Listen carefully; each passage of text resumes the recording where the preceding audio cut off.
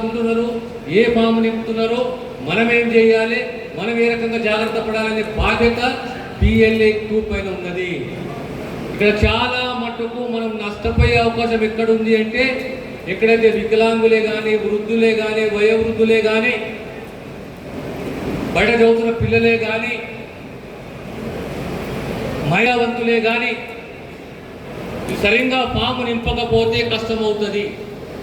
అలాగే BLA 2 బాధ్యత ఏంటంటే, రాజకీయ పార్టీగా కాంగ్రెస్ పార్టీ BLA 2 ఏం చేయాలంటే, ప్రతి ఒక్కరు కూడా ఫాము రోజుకు 50 ఫామ్స్ 50 దరఖాస్తులు మనం BLAకి ఇవ్వచ్చు.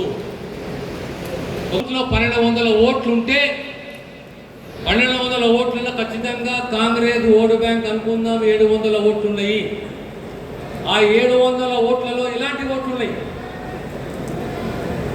వృద్ధులు ఉన్నారు, వయోవృద్ధులు ఉన్నారు, మహిళలు ఉన్నారు, యువకులు ఉన్నారు,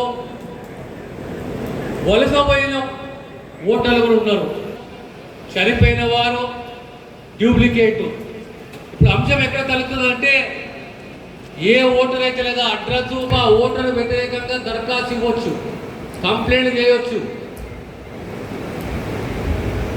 ఫామ్ ఏం చేయమంటుంది అంటే, ఇక్కడ తప్పుదాలు ఉన్నాయో దాన్ని సవరణ చేసుకోవచ్చు.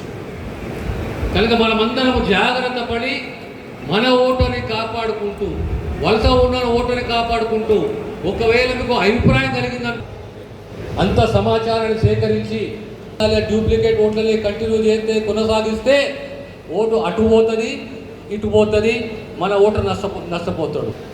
మనం జాగ్రత్తగా మన ఓటర్లను కాపాడుకోవాలి, మన వారిని సంజాయించుకోవాలి. అయ్యా మాఫ్ చేసుకొని చెప్పి మనం రిక్వెస్ట్ చేసుకోవాలి, ప్రార్థయపడాలి. అదే రకంగా సోషల్ మీడియాలో మన కార్యకర్తలు యాక్టివ్ ఉంటారు. 1000 మంది సోషల్ మీడియా సోల్జర్స్ ఉన్నారు, సైనికులు ఉన్నారు. వీళ్ళ ఓట్లు మనము కొట్టేసే విధంగా ప్రయత్నం చేయాలని ఒక ప్రయత్నం ఉంటుంది. దాన్ని మనం జాగ్రత్త పడాలి. మనము మన కుటుంబము ఒక 1000 మంది సోషల్ మీడియా యాక్టివిస్ట్ ఉంటే ఆ కుటుంబం 4 అంటే